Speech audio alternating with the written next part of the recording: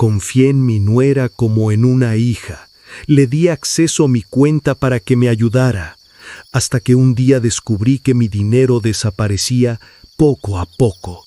Todo lo que ahorré en años se lo estaba llevando alguien de mi propia familia. Todo empezó hace 3 años, cuando mi hijo Carlos se casó con ella, con Marina, una mujer que llegó a nuestra familia con una sonrisa dulce y palabras amables, y yo, como un viejo tonto, la recibí con los brazos abiertos. Pensé que era lo mejor que le había pasado a mi hijo. Pensé que por fin tendría a alguien que lo cuidara, que lo hiciera feliz después de tantos años solo. Mi esposa había muerto hacía 5 años, y la casa se sentía vacía, demasiado grande para mí solo. Cuando Carlos me dijo que se casaba, sentí que la vida me daba una segunda oportunidad de tener familia de nuevo. Marina era atenta, cariñosa, siempre preguntando si necesitaba algo. Al principio venía a visitarme seguido, traía comida casera, se sentaba conmigo a tomar café. Me hacía sentir importante, como si todavía importara en este mundo. Yo vivía solo, en mi casa, esa casa que construí con mis propias manos hace 40 años, donde crié a Carlos, donde enterré todos mis sueños y esperanzas. Mi jubilación no era mucho, pero era suficiente para vivir con dignidad, para pagar mis cuentas, para no ser una carga para nadie. Los primeros meses después de la boda fueron buenos. Carlos venía los domingos a almorzar conmigo, a veces con Marina, a veces solo. Hablábamos de todo, de su trabajo, de sus planes, de la vida. Yo me sentía acompañado. Ya no era ese viejo olvidado que espera la muerte en silencio. Pero algo empezó a cambiar. No sé exactamente cuándo, pero empezó a cambiar. Marina comenzó a ofrecerse para ayudarme con mis papeles. Decía que era complicado para mí manejar todo solo, que ella tenía experiencia con trámites bancarios, que podía hacer mi vida más fácil. Yo al principio me resistí, porque siempre fui un hombre independiente, siempre me encargué de mis cosas, pero ella insistía con tanta dulzura, con tanta preocupación aparente que terminé cediendo. Le di acceso a mi cuenta bancaria para que me ayudara a pagar las facturas. Solo eso pensé, solo para facilitarme la vida. Qué equivocado estaba. Los primeros meses no noté nada extraño. Las cuentas se pagaban a tiempo, yo tenía mi dinero para mis gastos, para mis medicinas, para mis pequeños gustos. Pero después empecé a sentir que algo no cuadraba. Mis ahorros, esos que había guardado durante años trabajando como albañil, sudando bajo el sol, rompiendo mi espalda, comenzaron a disminuir más rápido de lo normal. Al principio pensé que era cosa mía, que estaba gastando más sin darme cuenta, que la vejez me estaba haciendo olvidadizo. Pero no era eso.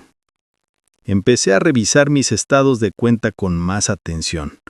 Había retiros que yo no reconocía. Pequeños al principio, 200 por aquí, 300 por allá, nada que me hiciera saltar de la silla, pero suficiente para hacerme dudar. Le pregunté a Marina sobre esos movimientos, y ella siempre tenía una explicación, que era para pagar una factura que se me había olvidado, que era para comprar algo que yo necesitaba y ella había adelantado el dinero.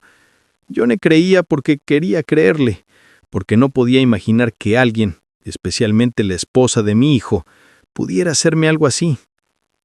Pero las dudas no se iban. Se quedaban ahí, en el fondo de mi mente, creciendo como una mala hierba que no puedes arrancar.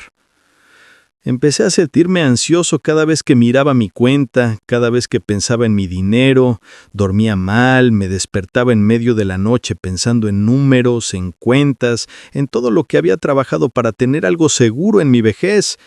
Y un día, hace unos 6 meses, decidí ir al banco personalmente. No le dije a nadie, simplemente fui. Necesitaba ver con mis propios ojos qué estaba pasando con mi dinero. La empleada del banco, una muchacha joven y amable, me atendió con paciencia. Le pedí un estado de cuenta detallado de los últimos 2 años. Me miró con algo de preocupación, como si supiera que algo malo estaba por revelarse. Cuando me entregó esos papeles, cuando vi esos números, sentí que el piso se abría bajo mis pies. Más de $20,000 habían salido de mi cuenta en retiros que yo nunca autoricé conscientemente. $20,000 que me había costado una vida entera ahorrar. Dinero que era para mi vejez, para mis medicinas, para no terminar mis días siendo una carga para nadie. Y todo había desaparecido poco a poco, en pequeños bocados que ella tomaba sin que yo lo notara realmente. Me senté en una banca del banco sin poder moverme. Las piernas no me respondían. El corazón me latía tan fuerte que pensé que me iba a dar un infarto ahí mismo. La empleada me preguntó si estaba bien, si necesitaba que llamara a alguien. Yo solo pude negar con la cabeza. No podía hablar, no podía procesar lo que estaba viendo. Volví a casa caminando como un zombi. No sé cómo llegué, no recuerdo el camino. Solo recuerdo que me senté en mi sillón viejo, ese donde me sentaba con mi esposa a ver la televisión, y me puse a llorar como no lloraba desde el día que ella murió. Lloré de rabia, de impotencia, de traición. Lloré por mi ingenuidad, por haber confiado cuando no debía, por ser un viejo tonto que creyó que todavía había bondad en este mundo. Los días después de ese descubrimiento fueron los más oscuros de mi vida. Me quedaba sentado en mi casa mirando esos papeles del banco una y otra vez, como si mirarlos suficientes veces fuera a cambiar los números, a hacer que todo fuera una pesadilla de la que pudiera despertar. Pero no despertaba. Cada mañana abría los ojos y la realidad seguía ahí, aplastándome el pecho, quitándome el aire. No podía comer. La comida me sabía a cartón, a nada. Bajé casi 5 kilos en 2 semanas. Me miraba al espejo y veía a un hombre destruido, un cascarón vacío de lo que alguna vez fui. Los vecinos empezaron a preguntarme si estaba enfermo, si necesitaba algo. Yo solo sonreía y les decía que estaba bien, que eran cosas de la edad. Pero por dentro me estaba muriendo. Lo peor no era el dinero. Sí, dolía pensar en todos esos años de trabajo, en todas esas mañanas levantándome antes del amanecer para ir a las obras, en todas esas tardes bajo el sol mezclando cemento hasta que las manos me sangraban. Dolía pensar que todo ese esfuerzo se había evaporado en las manos de alguien que yo consideraba familia. Pero lo que realmente me destrozaba era la traición. Era saber que había confiado en la persona equivocada, que había abierto las puertas de mi vida a alguien que solo vio en mí una oportunidad, un viejo ingenuo del que podía aprovecharse. Durante esas semanas no llamé a Carlos. No podía. Cada vez que tomaba el teléfono para marcarle, me temblaban las manos y terminaba colgando antes de que sonara. ¿Cómo le dices a tu hijo que su esposa te está robando? ¿Cómo destruyes su matrimonio, su felicidad con algo así? Porque yo sabía que decirle significaba poner una bomba en medio de su vida. Y a pesar de todo, a pesar del dolor y la rabia, yo seguía siendo su padre. Seguía queriendo protegerlo. Pero Marina no dejaba de llamar. Me llamaba cada 2 o 3 días, con esa voz dulce que ahora me daba náuseas, preguntando cómo estaba, si necesitaba algo. Yo le contestaba con monosílabos, tratando de sonar normal, tratando de que no notara que yo ya sabía, porque una parte de mí todavía no estaba segura de qué hacer. Una parte de mí tenía miedo de enfrentarla, miedo de lo que vendría después. Una tarde, ella vino a visitarme sin avisar. Tocó la puerta y yo casi no abro. Me quedé parado del otro lado, con el corazón latiéndome en los oídos, debatiendo si debía fingir que no estaba. Pero ella sabía que yo casi nunca salía, así que terminé abriendo. Ahí estaba, con su sonrisa perfecta, con una bolsa de pan dulce que sabía que me gustaba. Entró a mi casa como si nada, como si no me hubiera robado el futuro, Se sentó en mi cocina, preparó café, habló de cosas sin importancia. Yo la miraba y trataba de encontrar alguna señal de culpa en su cara, algún indicio de remordimiento, pero no había nada. Solo esa máscara perfecta de la nuera atenta y cariñosa, y eso me hizo sentir aún peor, porque significaba que no sentía nada, que para ella yo era simplemente un recurso que explotar. Me preguntó si había ido al banco recientemente. Mi corazón casi se detiene cuando escuchó esas palabras. Traté de mantener la voz firme cuando le dije que sí, que había ido a revisar unas cosas. Ella asintió con normalidad, sin ninguna reacción extraña. Me dijo que si necesitaba ayuda con algo, que no dudara en pedírselo. La desfachatez de esas palabras casi me hace explotar ahí mismo. Cuando se fue esa tarde, me senté en mi sillón y me puse a pensar en todo. En cómo había llegado a este punto, en qué había hecho mal para merecer esto. Repasé cada interacción que había tenido con ella, buscando las señales que debía haber visto, las banderas rojas que ignoré por ingenuo, por necesitado de compañía, por tonto. Recordé el día en que le di acceso a mi cuenta. Había sido hace casi 2 años. Ella me había dicho que sería más fácil para los dos, que así no tendría que molestarme yendo al banco cada vez que había que pagar algo. Me había convencido diciéndome que era lo que hacían las familias modernas, que confiar era importante. Y yo como un idiota firmé esos papeles que me pusieron enfrente. Ni siquiera los leí bien. Solo vi la sonrisa de ella y pensé que estaba haciendo lo correcto. Los meses siguientes a eso fueron sutiles. Ella empezó a manejar más y más de mis finanzas.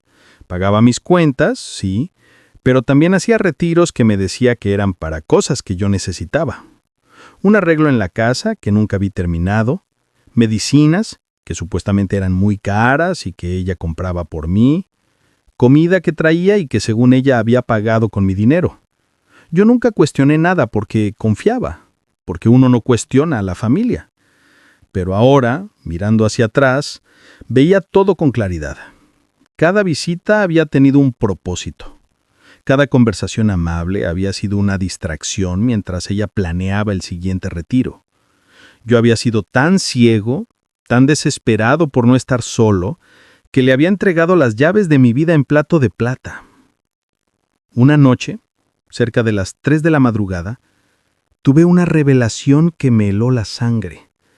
Me desperté sudando, con el corazón acelerado, porque había recordado algo. Hace 1 año, Marina me había pedido que firmara unos papeles que según ella eran para actualizar mi información en el banco. Yo los firmé sin leer, confiando en que ella me estaba ayudando. Pero ahora me preguntaba qué eran realmente esos papeles. ¿Le había dado aún más poder sobre mi cuenta?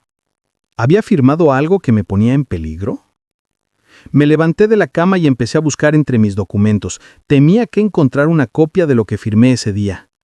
Busqué durante horas. Revolví cada cajón, cada forpeta, cada rincón de mi casa, pero no encontré nada. O nunca me dieron una copia, o ella se había asegurado de que desapareciera. La angustia me consumía. Al amanecer, exhausto y derrotado, supe que no podía seguir así. Tenía que hacer algo. No podía quedarme sentado viendo cómo se llevaba lo poco que me quedaba. No podía permitir que esta mujer me dejara en la ruina total, pero tampoco sabía cómo actuar. Cada opción que consideraba parecía llevar a un desastre. Si se lo decía a Carlos, destruía su matrimonio. Si iba a la policía, exponía a mi familia a un escándalo. Si la confrontaba directamente, no sabía de qué era capaz. Me sentía atrapado en una pesadilla sin salida, un laberinto donde cada camino terminaba en dolor. Pasaron 2 semanas más antes de que tomara una decisión. 2 semanas en las que apenas dormí, en las que cada pensamiento me llevaba al mismo lugar oscuro. Finalmente, una mañana, me levanté con una claridad que no había sentido desde que descubrí todo. Necesitaba evidencia más sólida. Necesitaba estar completamente seguro de cada movimiento que ella había hecho, de cada peso que había secado.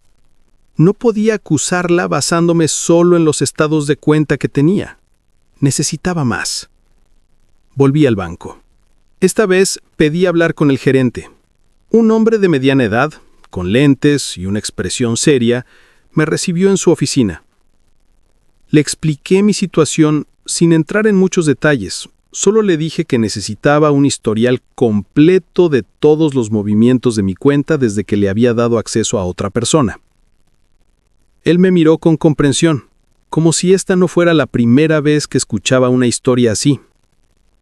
Me dijo que necesitaba unos días para preparar todo, que me entregaría un reporte detallado, con fechas, montos, ubicaciones de los retiros, todo. También me sugirió algo que no había considerado: cambiar mis claves, limitar el acceso, proteger lo que me quedaba. Sus palabras me golpearon como un balde de agua fría. Proteger lo que me quedaba. Como si ya hubiera aceptado que parte de mi vida se había ido para siempre. Esa tarde, cuando salí del banco, me sentía extraño. Había una mezcla de alivio por estar tomando acción y terror por lo que vendría después. Caminé por el parque cerca de mi casa. Ese parque donde solía llevar a Carlos cuando era niño, donde le enseñé a andar en bicicleta, donde pasamos tantas tardes felices. Me senté en una banca y me quedé mirando a los niños jugar, a las familias disfrutar del día, y me pregunté en qué momento todo se había complicado tanto. Recordé a mi esposa, a Mercedes. Ella siempre fue buena juzgando a las personas. Tenía un instinto que yo nunca tuve. Me preguntaba qué habría pensado ella de Marina, si habría visto lo que yo no vi, si me habría advertido. Probablemente sí. Mercedes era sabia, cuidadosa.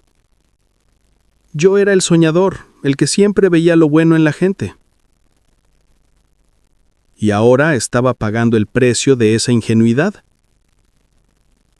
3 días después, el gerente del banco me llamó. El reporte estaba listo. Fui a recogerlo con las manos temblando. Era un folder grueso, lleno de papeles con números, fechas, detalles. Me senté en mi casa y empecé a revisarlo todo, línea por línea, y con cada página que leía, mi corazón se hundía más. Los retiros habían comenzado apenas 2 meses después de que le di acceso a otra persona. Pequeños al principio, como ya había visto, pero con el tiempo se volvieron más grandes y más frecuentes. Había retiros de 500, de 1000, algunos hasta de $2,000. Todos hechos en cajeros automáticos de diferentes partes de la ciudad. Nunca en el mismo lugar 2 veces seguidas. Eso mostraba premeditación, cuidado, un plan. No era un error o una confusión. Era robo deliberado y sistemático. Lo que más me dolió fue ver las fechas. Algunos retiros habían sido hechos en días especiales.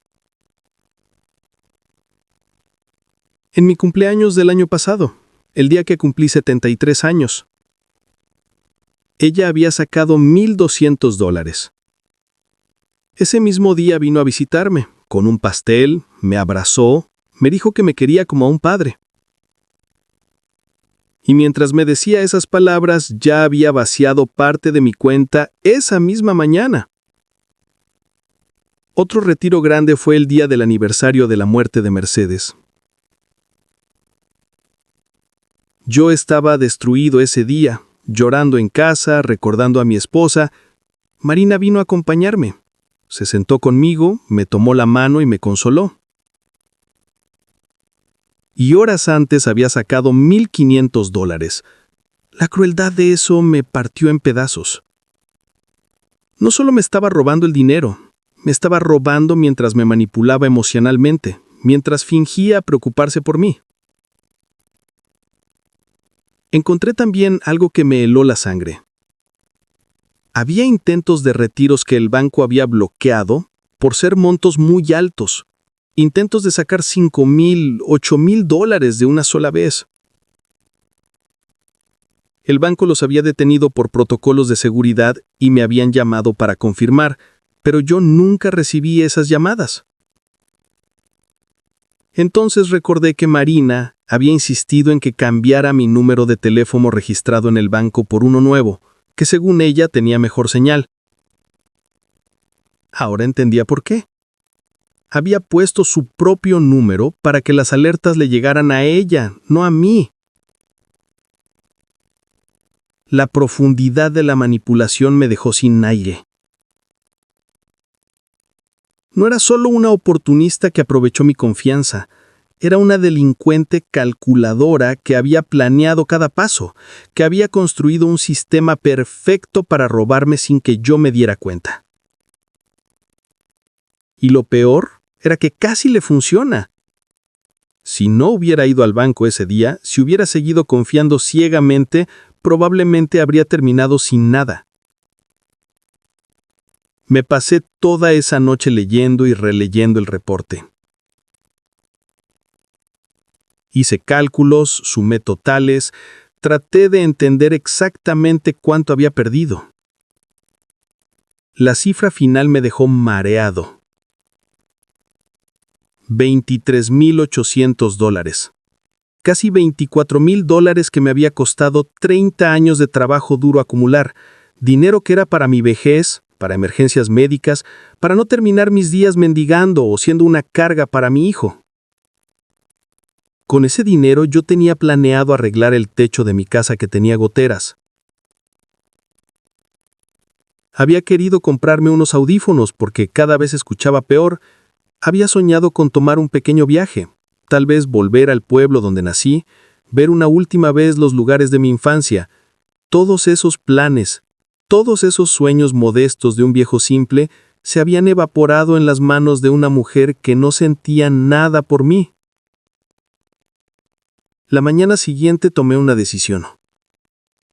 No podía seguir posponiendo lo inevitable. Tenía que hablar con Carlos. Era mi hijo, tenía derecho a saber quién era realmente la mujer con la que se había casado. Pero también tenía miedo. Miedo a su reacción, miedo a que no me creyera, miedo a que eligiera defenderla a ella en lugar de a mí. Porque eso pasa a veces. Las personas se ciegan con el amor y no quieren ver la verdad aunque esté frente a sus ojos. Tomé el teléfono y marqué su número. Cada timbre sentía como una eternidad. Cuando contestó, su voz sonaba alegre, despreocupada. Me preguntó cómo estaba. Me dijo que había estado ocupado con el trabajo, pero que pronto vendría a visitarme. Yo traté de sonar normal, pero mi voz temblaba. Le dije que necesitaba hablar con él, que era importante, que necesitaba que viniera solo, sin Marina. Hubo un silencio del otro lado. Luego me preguntó si estaba bien, si me pasaba algo de salud. Le dije que estaba bien físicamente, pero que había algo que necesitaba contarle. Algo serio. Él captó el tono de mi voz y me dijo que vendría esa tarde después del trabajo. Colgué el teléfono y me quedé sentado esperando. Las horas hasta que llegara se sintieron como días. Repasé una y otra vez lo que le diría, cómo comenzaría la conversación, cómo le mostraría las evidencias sin que sonara como un viejo paranoico. Organicé todos los papeles del banco, los puse en orden cronológico. Preparé todo como si fuera a presentar un caso en un tribunal. Porque eso era, en cierto modo, un juicio. No solo contra Marina, sino también contra mi propia ingenuidad, contra mi necesidad de creer que todavía había gente buena en el mundo. Carlos llegó a las 6 de la tarde. Lo vi estacionar su auto desde la ventana y mi estómago se retorció. Era mi hijo, el niño que crié, el hombre que había formado con sacrificio y amor, y ahora tenía que romperle el corazón con una verdad que iba a cambiar su vida. Abrí la puerta antes de que tocara y lo primero que vi fue la preocupación en su cara. Me abrazó y ese abrazo casi me hace desmoronarme ahí mismo. Entramos a la sala. y él se sentó en el sofá mirándome con esos ojos que conocía tan bien. Me preguntó qué pasaba, qué era tan urgente. Yo me quedé de pie un momento, tratando de encontrar las palabras correctas, pero no las sabía. No hay manera correcta de decirle a tu hijo que su esposa te ha estado robando durante 2 años. Me senté frente a él y saqué el folder con todos los documentos del banco. Se lo entregué sin decir nada. Él lo abrió, confundido, y empezó a mirar los papeles. Vi cómo su expresión cambiaba mientras leía. La confusión se convirtió en sorpresa, luego en incredulidad. Pasó página tras página, cada vez más pálido, hasta que finalmente levantó la vista hacia mí. Me preguntó qué era todo eso. Su voz temblaba. Le expliqué todo desde el principio. Cómo le había dado acceso a Marina para que me ayudara con las cuentas, cómo empecé a notar que faltaba dinero, cómo fui al banco y descubrí la magnitud de lo que había pasado. Le mostré las fechas, los montos, todo. Hablé durante lo que parecieron horas, vaciando todo lo que había guardado durante semanas. Carlos no decía nada, solo miraba los papeles, luego me miraba a mí, luego volvía a los papeles. Vi cómo se le llenaban los ojos de lágrimas y eso me destrozó más que cualquier otra cosa. Mi hijo estaba sufriendo y yo era el causante de ese sufrimiento, aunque no fuera mi culpa. Finalmente habló. Me dijo que tenía que haber una explicación, que Marina no podía haber hecho eso, que tenía que ser un error. Yo esperaba esa reacción. Era natural. Es difícil aceptar que la persona que amas, con la que compartes tu vida, sea capaz de algo así. Le dije que yo también había querido creer que era un error, pero que los números no mienten. Le mostré los intentos de retiros bloqueados, le expliqué lo del número de teléfono cambiado, todos los detalles que mostraban que esto no era casualidad ni confusión. Él se levantó y empezó a caminar por la sala. Se pasaba las manos por el pelo, respiraba profundo, trataba de procesar lo que le estaba diciendo. Me preguntó por qué no le había dicho nada antes, por qué había esperado tanto. Le expliqué que tenía miedo, que no quería destruir su matrimonio sin estar completamente seguro, que había necesitado tiempo para juntar toda la evidencia. Carlos se sentó de nuevo y se cubrió la cara con las manos. Estuvo así un largo rato, en silencio. Yo no sabía qué hacer, si acercarme a consolarlo o darle espacio. Finalmente habló de nuevo. Me dijo que no podía creerlo, pero que tampoco podía ignorar lo que estaba viendo. Me preguntó cuánto había perdido exactamente, y cuando le dije la cifra, $24,000, vi cómo se desplomaba. Era una cantidad enorme, más de lo que él ganaba en un año. Lo que pasó después me sorprendió. Carlos se puso de pie y me miró directo a los ojos. Me dijo que lo sentía, que sentía no haber estado más presente, no haber vigilado mejor, no haber protegido mi dinero. Me dijo que él debería haber sospechado algo cuando Marina empezó a manejar mis finanzas. Yo le dije que no era su culpa, que nadie podría haber imaginado algo así, pero él seguía sintiéndose responsable. Me preguntó qué quería hacer. Si quería ir a la policía, si quería confrontar a Marina, qué era lo que yo necesitaba. Y esa pregunta me paralizó porque no tenía una respuesta clara. Había pasado semanas pensando en este momento, pero no había decidido qué hacer después. Parte de mí quería justicia, quería que ella pagara por lo que hizo, pero otra parte de mí solo quería recuperar mi dinero y terminar con esto. No quería más dolor, más complicaciones. Le dije a Carlos que no estaba seguro, que lo único que sabía era que no podía seguir así, viviendo con esta mentira, fingiendo que todo estaba bien cuando ella venía a visitarme. Él entendió. Me dijo que necesitaba hablar con Marina, que necesitaba escuchar su versión, aunque las evidencias fueran abrumadoras. Yo asentí. Era justo. Él tenía derecho a confrontarla, a buscar respuestas. Pero me pidió algo que no esperaba. Me pidió que estuviera presente cuando hablara con ella. Dijo que necesitaba que yo estuviera ahí, que era importante que los dos la confrontáramos juntos. La idea me aterraba, pero acepté. Había llegado hasta aquí, no podía echarme atrás ahora. Carlos se quedó en mi casa esa noche. Pidió comida porque ninguno de los dos tenía ganas de cocinar.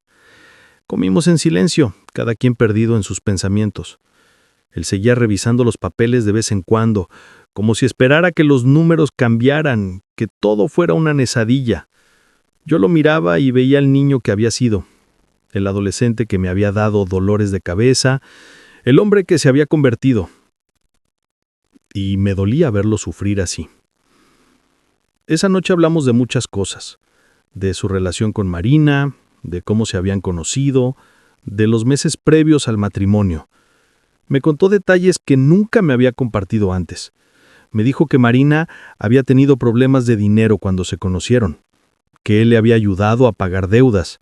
Me contó que ella siempre parecía preocupada por el dinero, siempre hablaba de no tener suficiente, de necesitar más. Esas cosas que en su momento no parecían importantes, ahora tomaban un significado diferente. Me preguntó si yo creía que Marina se había casado con él solo por interés. Yo no supe qué responder. No conocía los sentimientos de ella, no podía juzgar su corazón. Lo único que sabía era lo que me había hecho a mí. Pero no quería plantar más dudas en la cabeza de mi hijo de las que ya tenía. Le dije que solo ella podría responder esa pregunta, que tendría que preguntárselo directamente. A medianoche, Carlos decidió irse. Dijo que necesitaba pensar, que necesitaba estar solo antes de confrontar a Marina. Me abrazó antes de irse y me susurró al oído que todo iba a estar bien, que íbamos a resolver esto. Yo quise creerle, pero la verdad es que no estaba seguro de que nada volviera a estar bien. Me quedé solo en mi casa, con el silencio pesado de la noche rodeándome. No pude dormir. Me quedé sentado en mi sillón mirando al techo, pensando en todo lo que había pasado y en todo lo que vendría. Mañana tendríamos que confrontar a Marina. Mañana la verdad saldría a la luz completamente. Y no tenía ni idea de cómo iba a reaccionar ella, qué iba a decir, qué iba a pasar. Pensé en todas las posibilidades.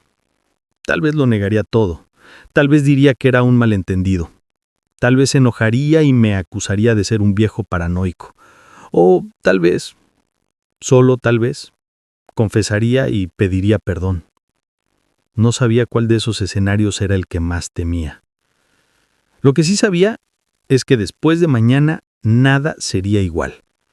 Mi relación con Carlos cambiaría, su matrimonio probablemente terminaría, y yo tendría que vivir con la culpa de haber sido el catalizador de todo ese dolor. Porque aunque yo era la víctima, aunque yo era el que había sido robado y traicionado, una parte de mí se sentía culpable por exponer todo esto, por no poder mantener el silencio y dejar que las cosas siguieran como estaban. Pero el silencio me estaba matando, y ya no podía vivir así. La tarde siguiente a nuestra conversación, Carlos volvió a mi casa. Había salido del trabajo temprano. Lo noté tenso cuando entró, con la mandíbula apretada y los ojos enrojecidos como si no hubiera dormido. Me dijo que había pasado toda la noche pensando, dándole vueltas a todo lo que le había mostrado, tratando de encontrar una explicación lógica que no fuera la obvia. Me contó que esa mañana había ido a su casa a buscar algo. No me dijo qué exactamente, pero por su tono entendí que había estado buscando evidencia. Había revisado los papeles de Marina, sus estados de cuenta, cualquier cosa que pudiera darle una pista. Y encontró cosas que no esperaba. Marina tenía deudas de las que él no sabía nada. Tarjetas de crédito a su nombre que estaban al máximo, préstamos personales que nunca le había mencionado. Carlos me mostró algunos papeles que había traído. Las fechas de esos préstamos coincidían con algunos de los retiros más grandes de mi cuenta. El dinero que ella me había robado no había sido para caprichos o lujos, había sido para pagar deudas que venían arrastrándose desde antes de que se casaran.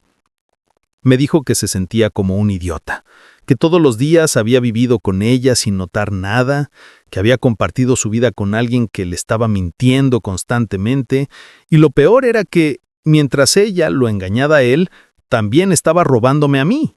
Era una doble traición que no sabía cómo procesar. Le pregunté si la había confrontado. Me dijo que no, que primero quería hablar conmigo, que quería saber exactamente qué quería yo que pasara antes de hacer cualquier cosa. Porque una vez que confrontara a Marina, no habría vuelta atrás. Su matrimonio terminaría, eso estaba claro, pero necesitaba saber si yo quería ir más allá, si quería involucrar a las autoridades, si quería hacer esto público. No supe qué responderle. Había pensado tanto en ese momento, en el momento de confrontar a Marina, pero ahora que estaba aquí, tan cerca, sentía miedo. Miedo de su reacción, miedo de las consecuencias, miedo de lo desconocido. Le dije a Carlos que necesitaba estar presente cuando le hablara, que después de todo, yo era la víctima directa.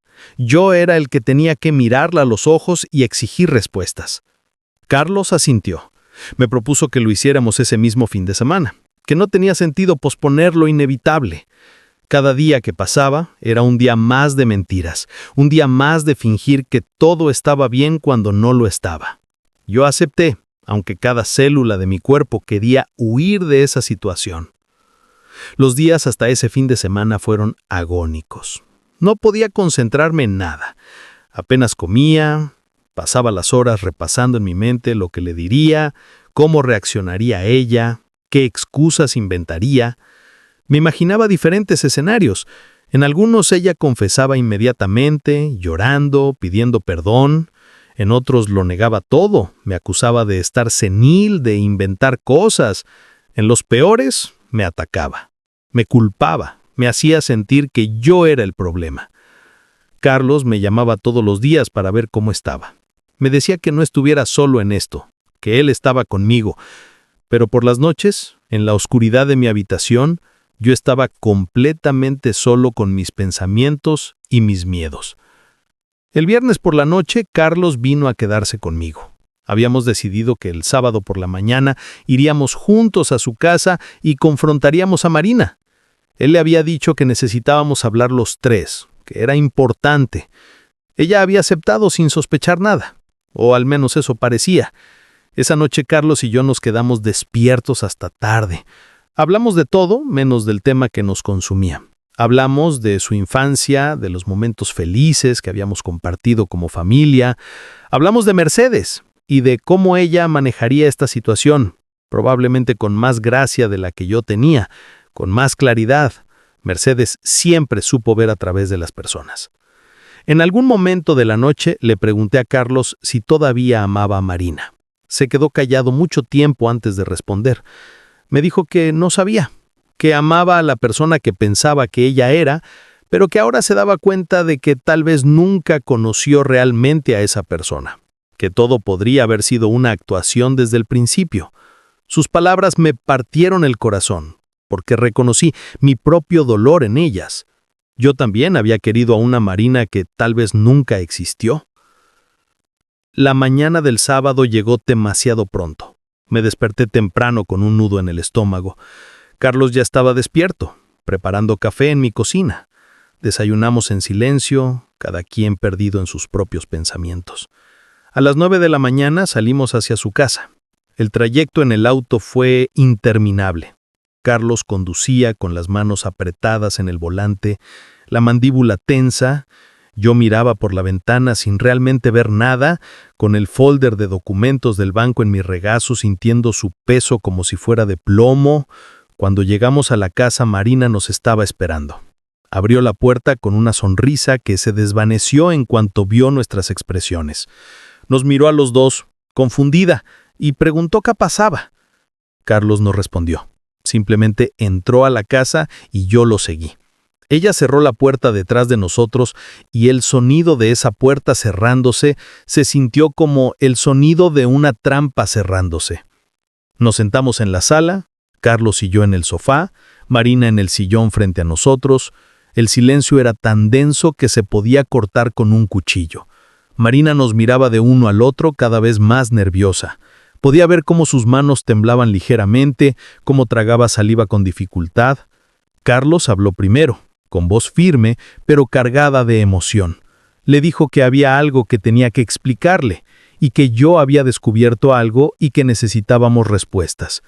Marina me miró y en sus ojos vi un destello de pánico que me confirmó lo que ya sabía. Ella sabía exactamente de qué íbamos a hablar. Saqué el folder y lo puse sobre la mesa del centro entre nosotros. Lo abrí y empecé a sacar los documentos uno por uno. Estados de cuenta, registros de retiros, fechas, montos, todo. Marina se quedó mirando esos papeles como si fueran serpientes venenosas. Le pregunté directamente, sin rodeos, sin suavizar las palabras. Le pregunté por qué había estado sacando dinero de mi cuenta, por qué había abusado de mi confianza, por qué me había robado lo que me había costado una vida entera acumular. Ella no respondió inmediatamente. Se quedó ahí sentada, mirando los papeles, luego mirándome a mí, luego a Carlos. Vi cómo su rostro pasaba por diferentes expresiones, sorpresa fingida, luego confusión, luego, cuando se dio cuenta de que no había escape, algo que parecía resignación. Intentó negar al principio. Dijo que tenía que haber un error, que ella solo había pagado las cuentas que yo le pedía que pagara. Pero Carlos intervino. Le mostró las fechas específicas, los montos, que no correspondían a ninguna factura mía. Le mostró los intentos de retiros grandes que el banco había bloqueado. Le mostró el cambio de número de teléfono en mi cuenta al suyo. La vi desarromarse frente a nosotros. Las lágrimas empezaron a correr por sus mejillas. Su voz se quebró cuando finalmente admitió la verdad. Dijo que lo sentía, que nunca había querido que llegáramos a esto, que las cosas se le habían ido de las manos. Carlos le preguntó cuánto exactamente había tomado. Ella dijo que no estaba segura, que había perdido la cuenta. Yo le dije el número exacto, $23,800. Vi cómo se encogía al escuchar esa cifra, como si las palabras fueran golpes físicos. Le pregunté por qué. Esa era la pregunta que más me atormentaba. ¿Por qué? Ella empezó a hablar entre sollozos, dijo que tenía deudas de antes de casarse con Carlos, que había cometido errores financieros cuando era más joven y que esas deudas la habían perseguido, que había intentado manejarlas sola, pero que solo crecían. Y cuando yo le di acceso a mi cuenta, vio una solución, una salida. Sus palabras me enfurecieron. Una solución. Eso es lo que yo había sido para ella. No un padre que necesitaba ayuda. No un anciano que confiaba en ella, solo una solución a sus problemas, una fuente de dinero fácil. Carlos le preguntó por qué no le había dicho sobre las deudas, por qué no había sido honesta con él desde el principio. Ella dijo que tenía miedo. Miedo de que la juzgaran, miedo de que no quisiera casarse con él si sabía la verdad, y ahí estaba la confirmación de que toda su relación había estado construida sobre mentiras desde el principio. Le pregunté si alguna vez había planeado devolverme el dinero, si alguna vez había tenido la intención de arreglar lo que había hecho. Ella dijo que sí, que siempre había pensado que algún día podría devolverlo todo sin que yo me diera cuenta. Pero ambos sabíamos que eso era mentira. $24,000 no se devuelven así como así. Carlos se puso de pie. Su voz temblaba de rabia contenida cuando le dijo que quería que se fuera de la casa, que empacara sus cosas y se fuera ese mismo día. Marina empezó a suplicar. Le decía que podían arreglarlo, que ella conseguiría la manera de devolverme todo el dinero, que lo sentía mucho, que no quería perder su matrimonio. Pero Carlos fue firme. Le dijo que era demasiado tarde para disculpas, que había tenido 2 años para ser honesta, 2 años para detenerse, 2 años para hacer lo correcto, y en lugar de eso había seguido robando, había seguido mintiendo, había seguido traicionando a su familia. Yo solo me quedé sentado, viendo cómo su matrimonio se desarromaba frente a mis ojos. Sentí una mezcla extraña de satisfacción y tristeza. Satisfacción porque finalmente la verdad había salido a la luz. Tristeza porque esto significaba dolor para todos, especialmente para Carlos. Marina me miró una última vez antes de levantarse. Me pidió perdón. Me dijo que nunca había querido lastimarme, que yo había sido bueno con ella y que no merecía lo que me había hecho. Yo no respondí, no tenía palabras, solo la miré mientras se iba a la habitación a empacar sus cosas, con los hombros caídos y llorando. Carlos y yo nos quedamos en la sala en silencio. Podíamos escuchar los sonidos de Marina moviendo cosas, abriendo y cerrando cajones, el sonido de una vida siendo desmontada. Carlos se sentó junto a mí y puso su cabeza entre sus manos. No lloraba, pero podía ver que estaba destrozado. Le puse una mano en el hombro. No sabía qué decir para consolarlo. No había palabras que pudieran arreglar esto. Solo podía estar ahí, presente, mostrándole que no estaba solo. Marina salió de la habitación 1 hora después con 2 maletas grandes. Se detuvo frente a nosotros y Carlos le preguntó a dónde iría. Ella dijo con su hermana, que ya la había llamado y que podía quedarse allí. Carlos asintió y le dijo que su abogado se comunicaría con ella sobre los papeles del divorcio. La palabra divorcio cayó como una bomba en la habitación. Marina empezó a llorar de nuevo, pero Carlos no cedió. Le abrió la puerta y esperó a que saliera. Antes de irse, ella me miró una vez más. Yo solo la miré sin expresión. No sentía pena por ella en ese momento, solo sentía cansancio. Cuando la puerta se cerró detrás de ella, la casa se quedó en un silencio absoluto. Carlos se dejó caer en el sofá y finalmente las lágrimas que había estado conteniendo salieron. Lo abracé mientras lloraba, este hombre que era mi hijo, sintiendo su dolor como si fuera mío propio. Esa tarde nos quedamos en su casa. No hablamos mucho, no había mucho que decir. Todo había sido dicho. Toda la verdad había sido expuesta. Ahora solo quedaba lidiar con las consecuencias, con el dolor, con el largo camino de sanación que teníamos por delante. Cuando el sol empezó a ponerse, Carlos me llevó de vuelta a mi casa. Me acompañó hasta la puerta y me abrazó fuerte antes de irse. Me dijo que todo iba a estar bien eventualmente. Yo quise creerle. Necesitaba creerle. Esa noche me senté en mi sillón con una taza de té caliente entre las manos, mirando las paredes de mi casa, pensando en todo lo que había pasado. La confrontación había terminado. La verdad había salido. Marina se había ido, pero el dolor apenas comenzaba. Me pregunté qué vendría después. ¿Cómo recuperaríamos el dinero, si es que podíamos recuperarlo? ¿Cómo sanaría Carlos de esta traición? ¿Cómo seguiríamos adelante como familia, después de que algo así nos había sacudido hasta los cimientos? No tenía respuestas.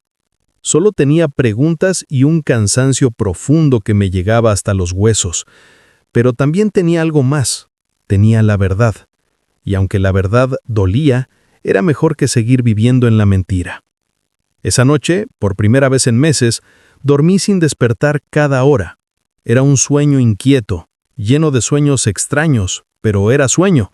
Y cuando me desperté a la mañana siguiente, aunque el dolor seguía ahí, también había algo más. Había un pequeño espacio para respirar, un pequeño espacio para empezar a sanar. Los días después de la confrontación fueron extraños. Carlos se quedó en mi casa durante casi una semana. No quería estar en su casa vacía, en ese lugar lleno de recuerdos de un matrimonio que ya no existía. Dormía en su antigua habitación, la misma donde había crecido, y yo me despertaba en las noches, escuchándolo caminar por la casa, incapaz de dormir, procesando todo lo que había pasado. Hablábamos poco durante esos días. No había mucho que decir. Él pasaba horas al teléfono con abogados, organizando el divorcio, preguntando sobre opciones legales para recuperar el dinero.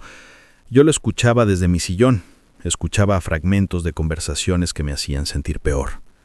Los abogados le decían que sería difícil recuperar todo, que Marina tendría que hacer pagos durante años, que tal vez nunca vería ese dinero completo de vuelta. Una tarde, Carlos vino a sentarse conmigo. Tenía una expresión seria, determinada. Me dijo que había tomado una decisión, que él iba a devolverme el dinero. Yo me quedé helado. Le dije que eso era imposible, que era demasiado, que él no tenía esa cantidad, pero él insistió. Me dijo que era su responsabilidad, que Marina había sido su esposa, que él debería haberme protegido mejor. Le dije que no podía aceptar eso, que él no tenía la culpa de nada, que no podía cargar con una deuda que no era suya. Pero Carlos es terco, siempre lo ha sido. Me dijo que iba a vender la casa, que con lo que sacara de la venta podría devolverme una buena parte, y el resto lo pagaría en cuotas, que no aceptaría un no por respuesta. Esas palabras me partieron el corazón. Mi hijo estaba dispuesto a perder su casa, a cambiar completamente su vida por arreglar algo que otra persona había hecho. Traté de convencerlo de que no era necesario, que yo podría arreglármelas con lo que me quedaba, que él necesitaba pensar en su propio futuro. Pero él me miró con esos ojos que conocía tan bien y me dijo que no podía vivir sabiendo que su padre había perdido todo por culpa de alguien que él había traído a nuestras vidas. Lloré esa tarde. Lloré por mi hijo, por su nobleza, por su dolor. Lloré porque la vida nos había puesto en esta situación horrible donde todos perdíamos algo. Él, su matrimonio y su casa, yo, mi dinero y mi tranquilidad, y entre los dos tratábamos de recoger los pedazos de algo que Marina había roto. Durante esa semana también vino la policía. Carlos había insistido en presentar una denuncia formal. Yo no estaba seguro de querer hacerlo, pero él me convenció de que era lo correcto. 2 oficiales vinieron a mi casa y tomaron mi declaración. Les mostré todos los documentos, les conté todo lo que había pasado. Ellos escucharon con atención, tomaron notas, me dijeron que investigarían el caso. Me explicaron que lo que Marina había hecho era un delito grave. Abuso de confianza, robo, fraude, que podría enfrentar cargos criminales, que podría ir a la cárcel. Cuando escuché eso, sentí algo extraño en el pecho. Una mezcla de satisfacción por la justicia y tristeza por lo que significaba. Marina, a pesar de todo lo que había hecho, había sido parte de nuestra familia y ahora podría terminar en la cárcel por sus acciones. Carlos no mostró ninguna compasión cuando los oficiales hablaron de eso. Dijo que ella merecía enfrentar las consecuencias, que había tomado sus decisiones y ahora tenía que pagar por ellas. Yo no estaba tan seguro. Parte de mí quería que pagara, que sintiera aunque sea una fracción del dolor que yo había sentido. Pero otra parte de mí solo quería que todo terminara, que pudiéramos seguir adelante con nuestras vidas. Marina intentó llamar a Carlos varias veces durante esa semana. Él nunca contestó. Dejaba que las llamadas fueran al buzón de voz. Una noche, escuché algunos de sus mensajes. Ella lloraba, pedía perdón, decía que quería explicar todo mejor, que necesitaban hablar. Pero Carlos borraba cada mensaje sin terminar de escucharlo. Me dijo que no había nada que ella pudiera decir que cambiara lo que había hecho. Una tarde, recibí una llamada directa de Marina. Cuando vi su nombre en la pantalla de mi teléfono, sentí que el corazón se me aceleraba. Dudé si contestar o no. Finalmente lo hice. Su voz al otro lado sonaba rota, desesperada. Me pidió que habláramos, solo nosotros dos, sin Carlos. Dijo que necesitaba que yo entendiera por qué había hecho lo que hizo. Le dije que no había nada que entender, que había robado, que había mentido, que había traicionado mi confianza. Pero ella insistió. Me rogó que le diera una oportunidad de explicarse. Algo en su voz me hizo sentir lástima. No sé por qué. Después de todo lo que me había hecho, todavía podía sentir algo de compasión por ella. Tal vez era porque soy viejo y he vivido lo suficiente para saber que las personas cometen errores terribles. O tal vez era solo mi debilidad. Acepté verla. Le dije que viniera a mi casa el día siguiente por la tarde, que Carlos estaría trabajando y podríamos hablar. Cuando colgué el teléfono, me sentí culpable. No le dije nada a Carlos sobre esa llamada, sobre el encuentro que había acordado. Sabía que él no lo aprobaría, que se enojaría conmigo por darle a Marina una oportunidad de hablar. Pero sentía que necesitaba escucharla, aunque fuera solo para tener algo de cierre. Al día siguiente, esperé con nerviosismo la hora en que llegaría. Carlos se había ido a trabajar temprano. Yo me quedé en casa, preparándome mentalmente para verla de nuevo. No sabía qué esperaba de ese encuentro, qué podría decirme ella que hiciera alguna diferencia, pero necesitaba saberlo. Marina llegó exactamente a la hora acordada. Cuando abrí la puerta, me sorprendió su aspecto. Se veía terrible. Había perdido peso, tenía ojeras profundas, el pelo descuidado. Se veía como alguien que no había dormido bien en días. Me saludó con voz temblorosa y entró a mi casa con pasos inseguros. Nos sentamos en la sala, los mismos lugares donde habíamos tenido tantas conversaciones antes de que yo confiara en ella, cuando yo todavía pensaba que era una buena persona. El silencio entre nosotros era incómodo, pesado. Finalmente ella habló. Me dijo que no esperaba que la perdonara, que sabía que lo que había hecho era imperdonable, pero que necesitaba que supiera que nunca había planeado llegar tan lejos, que al principio solo había tomado un poco, pensando que podría devolverlo rápido, pero las deudas eran más grandes de lo que pensaba y cada vez necesitaba más, y antes de darse cuenta, estaba atrapada en una espiral de la que no podía salir. Me contó sobre su pasado, cosas que nunca me había dicho antes. Había crecido en una familia pobre, había visto a sus padres luchar toda la vida con el dinero. Cuando fue mayor, había caído en la trampa de las tarjetas de crédito, comprando cosas que no podía pagar, tratando de vivir una vida que no era la suya. Cuando conoció a Carlos, estaba ahogada en deudas y en lugar de ser honesta con él, decidió ocultarlo. Me dijo que cuando yo le di acceso a mi cuenta, vio una salida, una manera de arreglar su vida sin que nadie se enterara de sus errores. Sabía que estaba mal, pero estaba desesperada. Y una vez que empezó, no podía parar. Cada retiro le daba un poco de alivio, pero también más culpa, más miedo de ser descubierta.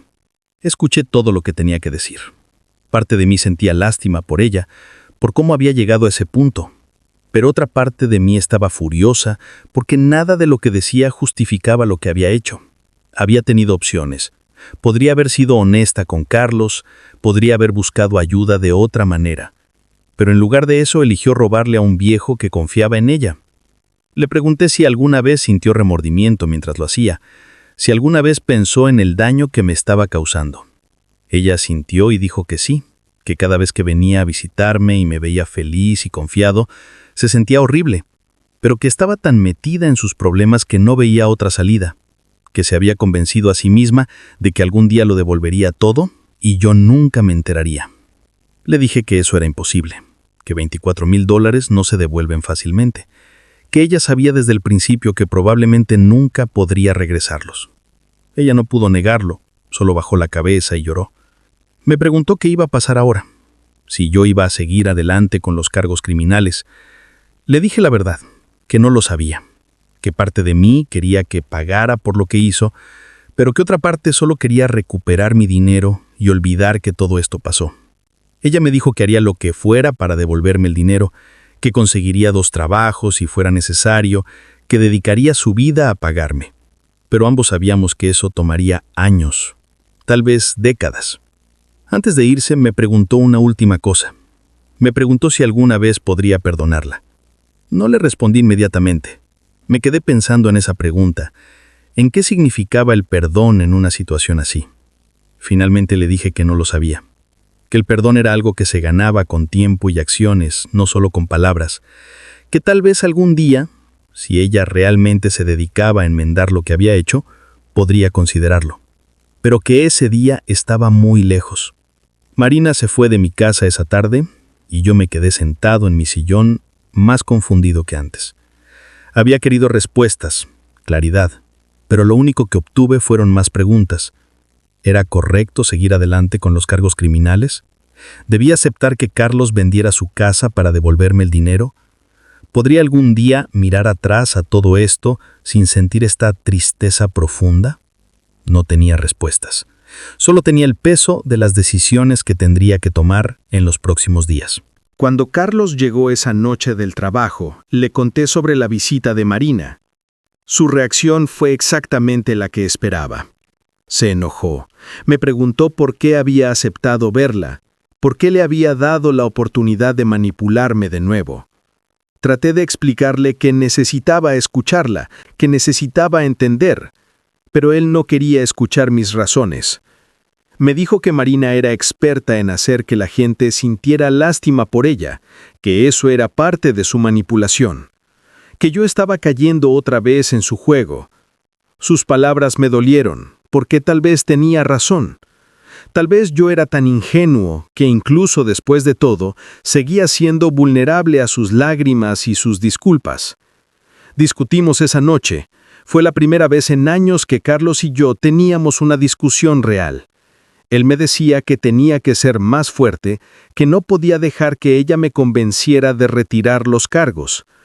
Yo le decía que él no entendía, que no era tan simple, que yo necesitaba procesar todo a mi manera. La tensión entre nosotros era palpable, incómoda. Esa noche casi no dormí de nuevo. Me quedé pensando en todo lo que Carlos me había dicho.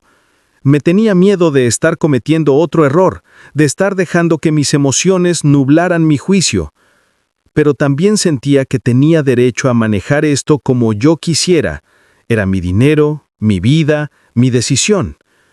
A la mañana siguiente, Carlos se disculpó. Me dijo que no debería haberme hablado así, que estaba frustrado y cansado, pero que no tenía derecho a decirme cómo sentir o qué hacer. Le agradecí la disculpa y le dije que entendía su enojo. Los dos estábamos pasando por algo difícil y era natural que las emociones estuvieran a flor de piel. Unos días después, recibí una llamada del detective asignado a mi caso. Me pidió que fuera a la estación de policía para hacer una declaración formal más detallada. Carlos me acompañó. El detective era un hombre de unos 40 años, con aspecto cansado pero amable. Me hizo muchas preguntas sobre mi relación con Marina, sobre cómo había empezado todo, sobre cada detalle que pudiera recordar. Le conté todo, desde el día que le di acceso a mi cuenta hasta el momento en que descubrí los retiros. El detective tomaba notas constantemente, hacía preguntas específicas sobre fechas y montos. Me dijo que tenían un caso sólido, que la evidencia era clara, que Marina probablemente enfrentaría cargos y que podría recibir una sentencia de varios años de prisión. Cuando escuché eso, sentí un vacío en el estómago. Una cosa era pensar en la justicia de manera abstracta, otra era escuchar en términos concretos que ella podría pasar años en la cárcel por lo que me hizo. El detective notó mi expresión y me preguntó si estaba bien. Le dije que sí, que solo estaba procesando todo. Me explicó que el proceso legal tomaría tiempo, que habría audiencias, que tendría que testificar, que sería un camino largo. Me preguntó si estaba preparado para eso. Miré a Carlos y él asintió, dándome fuerza. Le dije al detective que sí, que estaba listo para hacer lo necesario. Salimos de la estación de policía y Carlos me llevó a comer a un restaurante pequeño que me gustaba. Necesitábamos un descanso de todo esto, aunque fuera por una hora. Comimos en silencio al principio, cada uno perdido en sus pensamientos. Finalmente Carlos habló. Me dijo que había empezado el proceso para vender la casa, que ya había hablado con un agente de bienes raíces y que pondrían la casa en el mercado la próxima semana. Le dije otra vez que no tenía que hacer eso, pero él me interrumpió. Me dijo que ya había tomado la decisión y que nada de lo que yo dijera lo haría cambiar de opinión.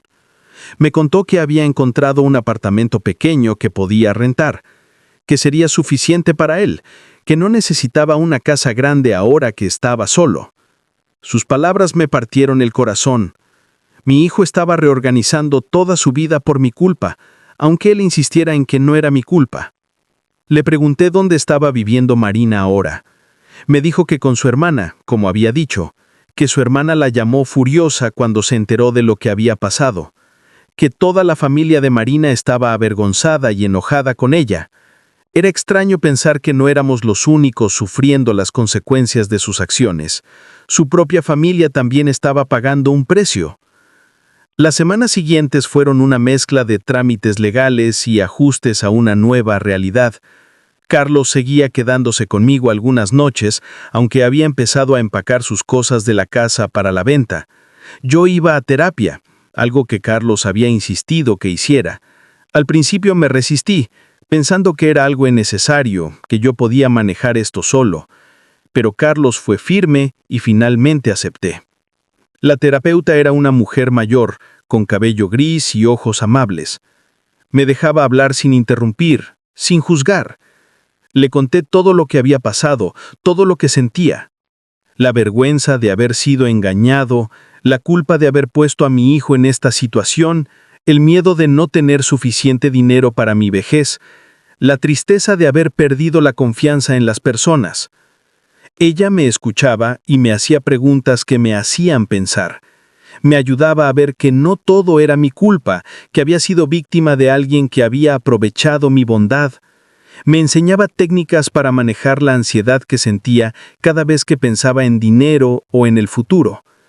Lentamente, muy lentamente, empecé a sentir que podía respirar un poco mejor. Un día, casi 2 meses después del descubrimiento, recibí una carta del abogado de Marina. En ella proponía un acuerdo. Marina se declaraba culpable de todos los cargos y se comprometía a devolverme el dinero en pagos mensuales durante los próximos 10 años. A cambio, yo retiraría los cargos criminales y ella no iría a prisión. Leí esa carta una y otra vez. 10 años de pagos. Yo tendría 84 años cuando terminara de recibir el último pago, si es que llegaba a esa edad, si es que ella cumplía con todos los pagos. Había tantos condicionales, tanta incertidumbre. Le mostré la carta a Carlos. Su primera reacción fue rechazo. Dijo que Marina no merecía un acuerdo, que debería ir a prisión por lo que hizo. Pero yo no estaba tan seguro. La idea de años de batallas legales, de testimonios, de tener que revivir todo esto una y otra vez, me agotaba. La idea de verla ir a prisión no me daba la satisfacción que pensé que me daría. Hablé con mi abogado sobre el acuerdo. Me explicó los pros y los contras. Si aceptaba, tendría la garantía de recibir pagos mensuales, aunque tomara años completarlos.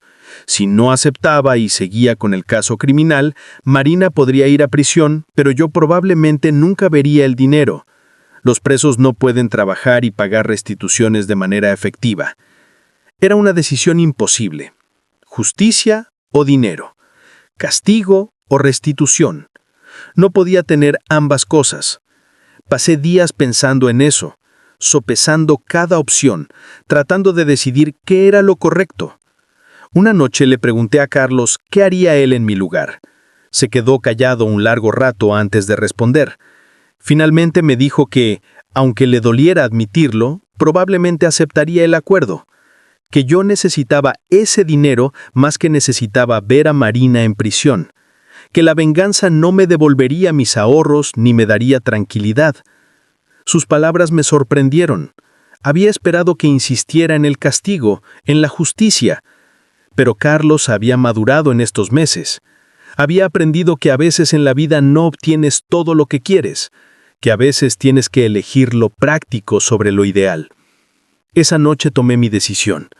Llamé a mi abogado y le dije que aceptara, que preparara los papeles necesarios, que solo quería terminar con todo esto y empezar a reconstruir mi vida. Él me dijo que era una decisión sabia, que entendía mis razones. Cuando colgué el teléfono me sentí extraño, no aliviado exactamente, pero sí como si un peso enorme se hubiera levantado un poco de mis hombros. Había tomado una decisión. Ya no estaba paralizado por la incertidumbre. Ahora solo tenía que vivir con las consecuencias de esa elección. Carlos me abrazó esa noche. Me dijo que estaba orgulloso de mí, que había tomado la decisión correcta. Yo no estaba seguro de que fuera correcta, pero era mi decisión. Y eso era lo que importaba. Por primera vez en meses, sentí que tenía algo de control sobre mi vida otra vez. La firma del acuerdo se hizo en la oficina de mi abogado un martes por la mañana. Marina estaba ahí con su propio abogado, sentada al otro lado de una mesa larga de madera. Fue la primera vez que la vi desde aquella tarde en mi casa, cuando vino a pedirme perdón. Se veía diferente, más delgada, con el rostro marcado por el estrés. Cuando nuestras miradas se cruzaron, ella bajó la vista inmediatamente. Carlos había querido venir conmigo, pero le pedí que no lo hiciera. Esto era algo que necesitaba hacer solo. No quería que él tuviera que verla, que reviviera todo el dolor. Él no estuvo de acuerdo al principio, pero finalmente respetó mi decisión. Los abogados explicaron los términos del acuerdo. Marina pagaría $400 mensuales durante 10 años. Un total de $48,000, casi el doble de lo que me había robado por los intereses y los gastos legales. Si dejaba de pagar aunque fuera un mes, El acuerdo se cancelaría y los cargos criminales se reactivarían automáticamente. Marina firmó cada página con mano temblorosa. Yo la observaba y trataba de sentir algo, rabia, satisfacción, algo, pero solo sentía cansancio. Un cansancio profundo que venía de lo más hondo de mi ser. Cuando llegó mi turno de firmar, tomé el bolígrafo y por un momento dudé. Una parte de mí quería levantarse y salir de allí, dejar que la justicia siguiera su curso, verla pagar de verdad por lo que había hecho. Pero firmé. Página tras página puse mi nombre en esos documentos que significaban que ella no iría a prisión, que en lugar de eso me pagaría durante los próximos 10 años de mi vida. Dinero que tal vez ni siquiera llegara a usar completo, considerando mi edad. Cuando terminamos, el abogado de Marina dijo que ella quería decir algo. Miré a mi abogado y él asintió, dándome permiso. Marina se puso de pie, con las manos apretadas frente a ella, y me miró directamente por primera vez en toda la reunión. Me dijo que sabía que las palabras no eran suficientes, que nada de lo que dijera podría arreglar lo que había hecho, pero que quería que supiera que pasaría el resto de su vida tratando de enmendar su error, que había conseguido 2 trabajos para poder hacer los pagos, que nunca olvidaría lo que me hizo y que cargaría con esa culpa siempre. No le respondí. No tenía nada que decirle. Simplemente asentí y salí de esa oficina. Afuera, el sol brillaba con fuerza. Era un día hermoso de primavera. La gente caminaba por las calles, sonriendo, viviendo sus vidas normales. Y yo me sentía completamente desconectado de todo eso, como si estuviera viendo el mundo a través de un vidrio grueso. Carlos me llamó apenas salí. Le dije que todo había terminado, que el acuerdo estaba firmado. Escuché el alivio en su voz.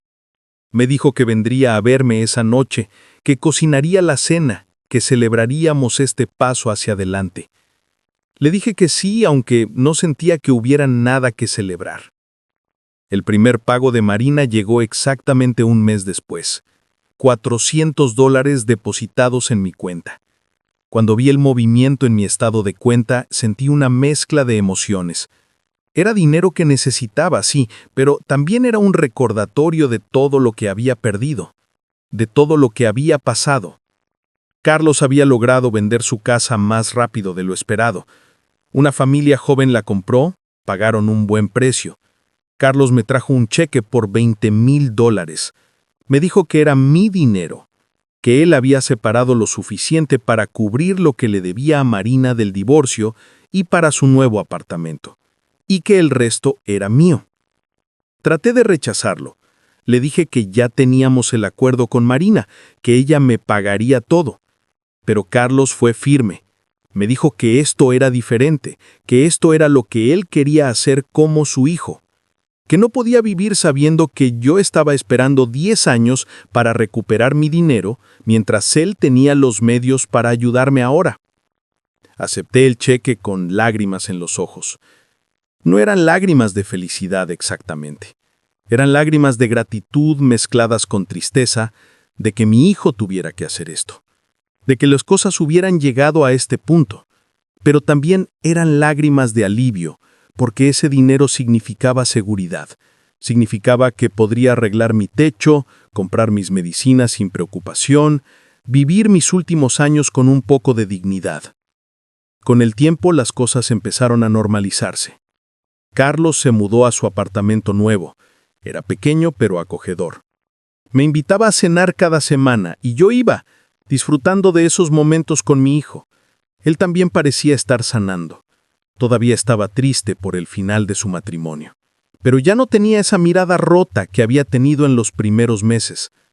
Me contó que Marina había cumplido con todos sus pagos sin falta, que había sabido por conocidos en común que efectivamente estaba trabajando en 2 lugares, que vivía de manera muy modesta para poder cumplir con el acuerdo. Parte de mí se alegraba de que estuviera cumpliendo. Otra parte sentía una extraña tristeza de que su vida se hubiera reducido a eso. Yo seguía yendo a terapia. Mi terapeuta me ayudó a trabajar en reconstruir mi confianza, no solo en los demás, sino también en mí mismo. Me enseñó que lo que pasó no definía quién era yo, que había sido víctima de un engaño elaborado y que eso no me hacía tonto o débil. Me enseñó que podía seguir viviendo, seguir confiando, seguir siendo yo mismo a pesar de todo. Empecé a salir más de mi casa. Me uní a un grupo de hombres mayores que se reunían en el centro comunitario a jugar dominó los jueves. Al principio me costaba socializar, me sentía vulnerable, como si todos pudieran ver lo que me había pasado. Pero con el tiempo me fui soltando. Hice amigos, hombres que también habían vivido traiciones, pérdidas, dolores, hombres que entendían que la vida no siempre es justa, pero que hay que seguir adelante de todas formas. Arreglé el techo de mi casa. Fue una satisfacción enorme ver a los trabajadores reparar esas goteras que me habían molestado durante años. Cada vez que llovía y no escuchaba el goteo constante, sentía una paz pequeña pero real. Compré los audífonos que necesitaba. Poder escuchar mejor hizo una diferencia enorme en mi vida diaria. Un año después de todo lo sucedido, en el aniversario de aquel día que fui al banco y descubrí los retiros, me senté en mi sillón y reflexioné sobre todo lo que había pasado. Había perdido dinero, sí. Había perdido la inocencia de creer que la familia siempre te cuida. Había perdido a alguien que pensé que era parte de mi vida. Pero también había ganado algo. Había ganado una relación más fuerte con Carlos. Habíamos pasado por el fuego juntos y habíamos salido del otro lado más unidos. Había ganado conocimiento sobre mí mismo, sobre mi fortaleza. Había descubierto que incluso a mis 74 años podía enfrentar algo horrible y sobrevivir. Había ganado nuevos amigos, nuevas experiencias, una nueva apreciación por las cosas simples de la vida. No era lo mismo que antes. Nunca sería lo mismo. Había una escariz en mi corazón que probablemente nunca sanaría completamente. Pero las escarices son parte de estar vivo. Son evidencia de que sobreviviste a algo que pudo haberte destruido. Marina seguía haciendo sus pagos mensuales. Cada vez que veía ese depósito en mi cuenta, pensaba en todo lo que había pasado. Ya no me dolía tanto como antes. El tiempo tiene una manera de suavizar incluso las heridas más profundas. No la había perdonado. No estaba seguro de que algún día pudiera hacerlo completamente, pero había dejado de cargar con tanta rabia. Carlos empezó a salir con alguien nuevo, una mujer llamada Patricia que trabajaba en su oficina. Me la presentó después de unos meses de estar saliendo. Era amable, con una sonrisa genuina y ojos honestos. Me cayó bien inmediatamente. Pero más importante, vi cómo Carlos era con ella. Era más cuidadoso, más cauteloso, pero también más auténtico. Había aprendido de su error, había crecido. Patricia sabía lo que había pasado con Marina. Carlos se lo había contado todo desde el principio, sin ocultar nada. Esa honestidad me dio esperanza de que tal vez esta vez sería diferente para él, de que tal vez podría encontrar la felicidad que merecía. En las tardes, cuando me sentaba en mi porche a ver la puesta del sol, pensaba en Mercedes, en lo que ella habría pensado de todo esto. Probablemente me habría regañado por confiar tan fácilmente, pero también me habría abrazado y me habría dicho que todo iba a estar bien. La extrañaba.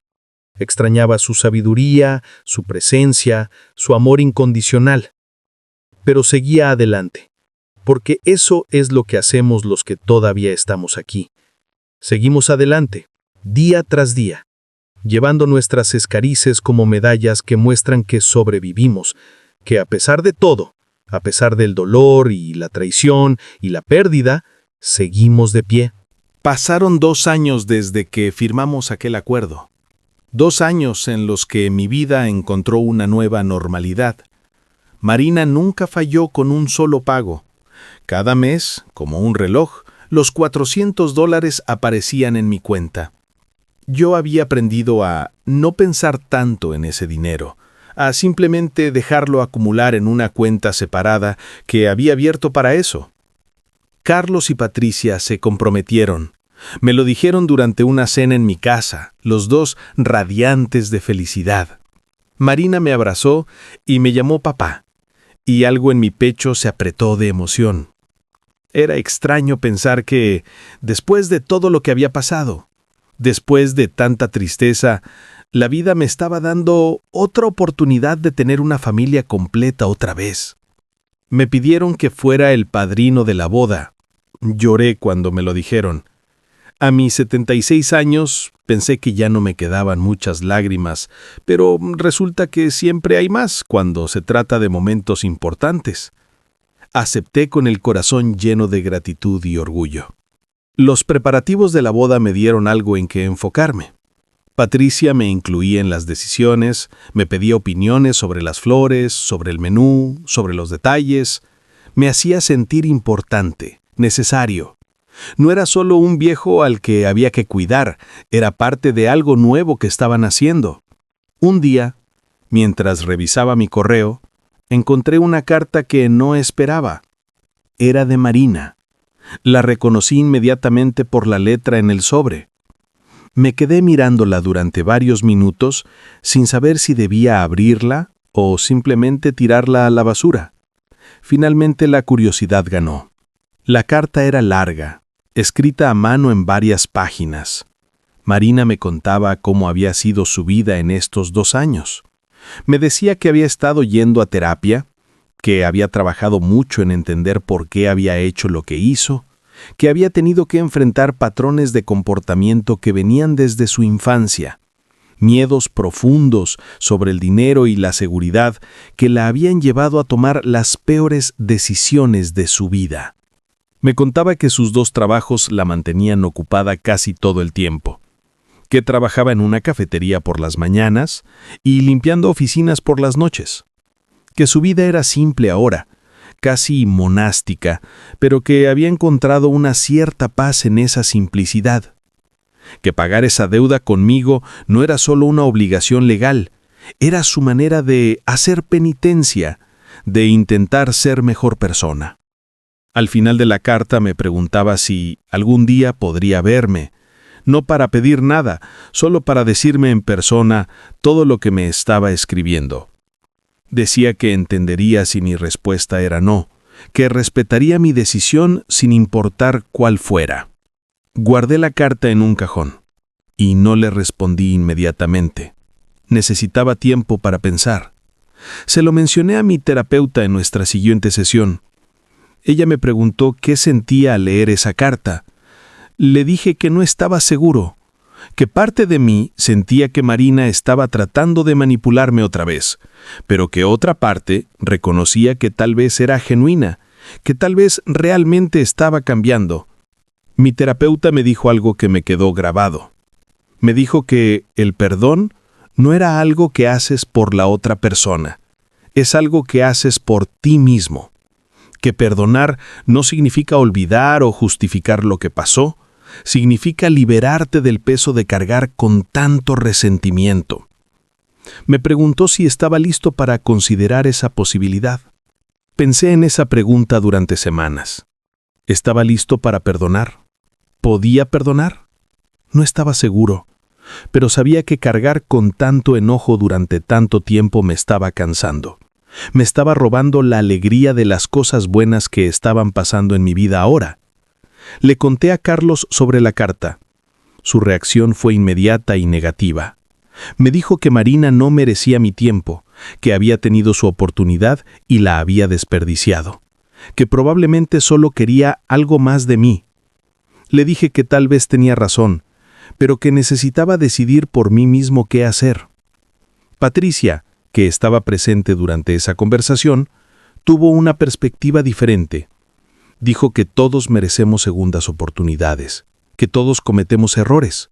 Carlos la miró sorprendido, casi molesto, pero ella se mantuvo firme.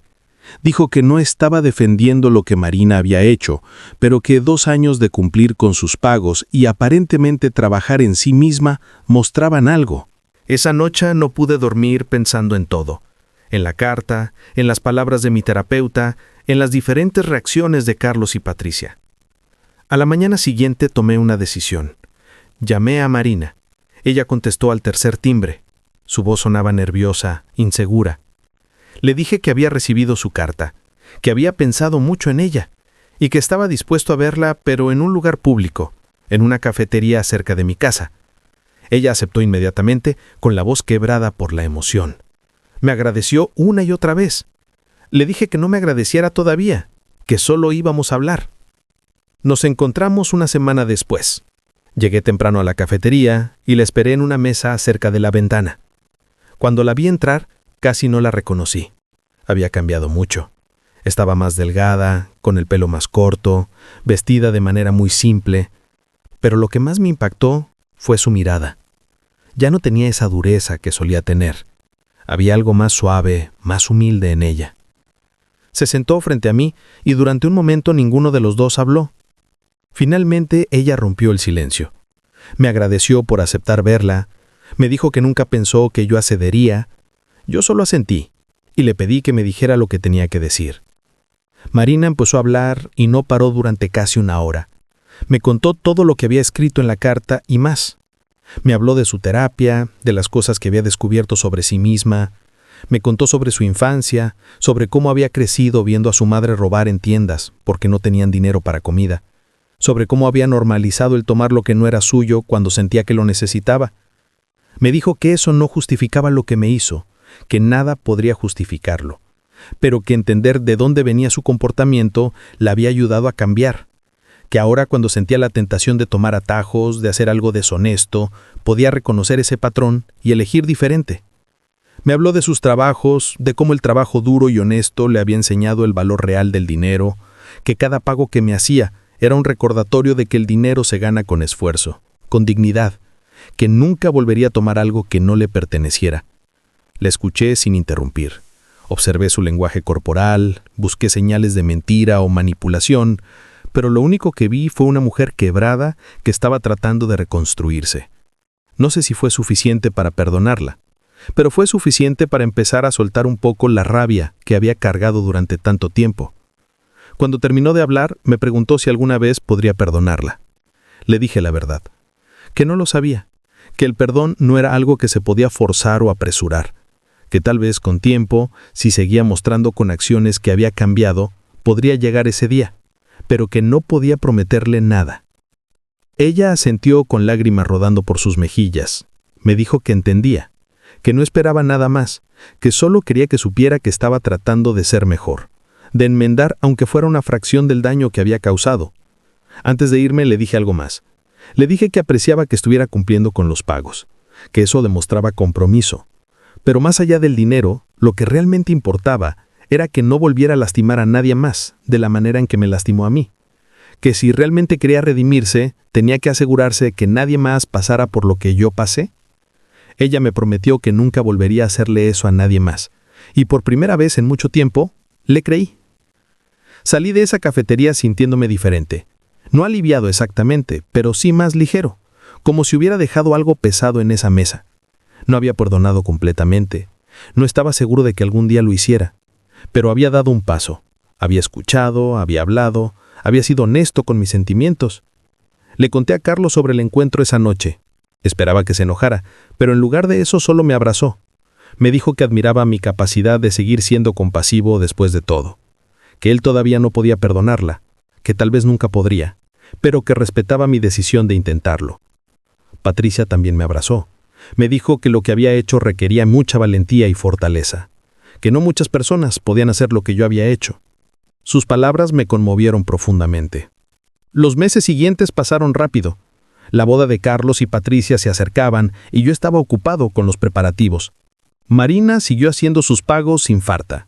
A veces pensaba en ella, en cómo estaría, si realmente estaba cambiando o si todo era un acto. Pero traté de no dejar que esos pensamientos me consumieran. Me enfoqué en lo que tenía, no en lo que había perdido. Tenía a mi hijo feliz y enamorado. Tenía una nueva nuera que me trataba con cariño y respeto. Tenía amigos en el centro comunitario. Tenía mi salud, mi casa, mi dignidad. Sí, había perdido dinero y había sido traicionado, pero había sobrevivido. y eso era más de lo que muchos podían decir. La boda de Carlos y Patricia fue en un día de otoño perfecto. El cielo estaba despejado, el sol brillaba suave, y había una brisa fresca que hacía que todo se sintiera nuevo, lleno de promesas. Me desperté temprano esa mañana con una mezcla de emociones que no podía desenredar. Alegría por mi hijo, nostalgia por Mercedes, que no estaba aquí para ver este día, gratitud por haber llegado hasta aquí después de todo lo que había pasado. Me vestí con el traje que Carlos me había ayudado a escoger. Me miré al espejo y vi a un hombre de 76 años que había vivido una vida completa. Un hombre con regugas que contaban historias, con ojos que habían visto tanto dolor como alegría, con un corazón que había sido roto pero que seguía latiendo. La ceremonia fue pequeña, íntima, solo familia cercana y amigos queridos. Yo estaba de pie junto a Carlos en el altar, como su padrino, viéndolo esperar a que Patricia caminara por el pasillo. Cuando la vio, vi cómo se le llenaron los ojos de lágrimas, y en ese momento entendí que él había sanado, que a pesar de todo el dolor que Marina le había causado, había encontrado el coraje para amar de nuevo, para confiar de nuevo. Cuando el sacerdote preguntó quién entregaba a la novia, el padre de Patricia dio un paso adelante, pero luego Patricia hizo algo que no esperaba. Se volteó hacia mí y me extendió la mano. Me pidió que también la entregara, que fuera parte de ese momento. Me acerqué con las piernas temblorosas y tomé su otra mano. Y en ese instante supe que había ganado una hija, no solo una nuera. Durante la ceremonia, mi mente vagó. Pensé en todos los momentos que me habían traído hasta aquí. El día que conocí a Mercedes, el nacimiento de Carlos, los años de trabajo duro construyendo nuestra casa, la muerte de Mercedes, la llegada de Marina a nuestras vidas, el descubrimiento de la traición, el dolor, la rabia, la confusión, y ahora esto, este momento de belleza pura en medio de todo. La vida no es una línea recta, está llena de curvas, de caídas, de momentos oscuros que te hacen pensar que nunca volverás a ver la luz. Pero también está llena de estos momentos. Momentos donde todo el dolor tiene sentido porque te trajo hasta aquí, hasta este lugar donde puedes sentir alegría genuina otra vez. En la recepción, Carlos dio un discurso. Habló del amor, sobre segundas oportunidades, de cómo las personas más importantes en nuestras vidas no siempre son las que esperamos. Me miró cuando dijo eso y supe que estaba hablando de Patricia, pero también de mí, de cómo nuestra relación se había fortalecido a través de la adversidad. Luego me tocó hablar a mí. Me puse de pie, con las manos temblando, mirando a todos los rostros que me miraban expectantes. Hablé de Carlos, sobre el hombre en el que se había convertido, sobre su fortaleza, su bondad, su capacidad de perdonar y seguir adelante. Hablé de Patricia y cómo había traído luz de vuelta a la vida de mi hijo. Y entonces dije algo que no había planeado. Dije que la vida nos pone pruebas que parecen imposibles de superar, que a veces las personas en las que confiamos nos traicionan, que a veces perdemos cosas que pensamos que nunca podríamos perder, pero también nos da regalos inesperados, nuevas relaciones, nuevas oportunidades de ser felices, nuevas razones para seguir adelante. Dije que había aprendido que el perdón no es debilidad, que soltar la rabia no significa que olvidas lo que pasó o que lo justificas. Significa que decides no dejar que eso te defina, que decides seguir viviendo a pesar del dolor. Cuando terminé de hablar, hubo un silencio y luego aplausos. Patricia se acercó y me abrazó fuerte, susurrándome al oído que me quería. Carlos también me abrazó, y en ese abrazo sentí todo el amor que siempre habíamos compartido, multiplicado por todo lo que habíamos superado juntos. Bailé esa noche. Bailé con Patricia, bailé con las amigas de ella, bailé solo cuando pusieron una canción que Mercedes solía amar. Y mientras bailaba, con las luces brillando alrededor y la música llenando el aire, sentí algo que no había sentido en mucho tiempo. sentí paz. No era una paz perfecta. Aún tenía momentos en que pensaba en Marina, en el dinero que había perdido, en la traición. Aún tenía noches en que me despertaba preocupado por el futuro, por mi salud, por cuánto tiempo más tendría. Pero era una paz que venía de saber que había hecho todo lo que podía, que había elegido seguir adelante en lugar de quedarme atrapado en el pasado. Unos meses después de la boda, recibí otra carta de Marina. Esta vez no dudé en abrirla. Me escribía para contarme que había terminado de pagar sus propias deudas de terapia y que ahora todo su dinero extra iba directamente a mis pagos. Me decía que esperaba poder aumentar la cantidad mensual, que quería terminar de pagarme antes de los 10 años acordados. También me contaba que había empezado a trabajar como voluntaria en una organización que ayudaba a personas con problemas de adicción al gasto y deudas compulsivas, que estaba usando su experiencia para ayudar a otros a no cometer los mismos errores que ella había cometido, que sentía que esa era su manera de darle algún significado a todo lo malo que había hecho. Leí la carta varias veces, y me sorprendí a mí mismo sonriendo un poco. No porque la hubiera perdonado completamente, no estoy seguro de que eso sea posible, pero porque vi evidencia real de cambio, de alguien que no solo estaba cumpliendo una obligación legal, sino que realmente estaba tratando de ser mejor. Le respondí por primera vez. Fue una carta corta. Le dije que me alegraba saber que estaba ayudando a otros, que ese era el tipo de restitución que realmente importaba. Que el dinero era necesario, sí, pero que el hecho de que estuviera usando su dolor para prevenir el dolor de otros era lo que realmente mostraba crecimiento. No le dije que la perdonaba. Todavía no podía decir esas palabras, pero le dije que reconocía su esfuerzo y que esperaba que continuara en ese camino. Carlos y Patricia me visitaban cada semana. A veces traían comida, a veces solo venían a pasar tiempo conmigo. Me contaban sobre sus planes de tener hijos pronto, de darme nietos, y cuando hablaban de eso, yo sentía una emoción que no sabía cómo describir.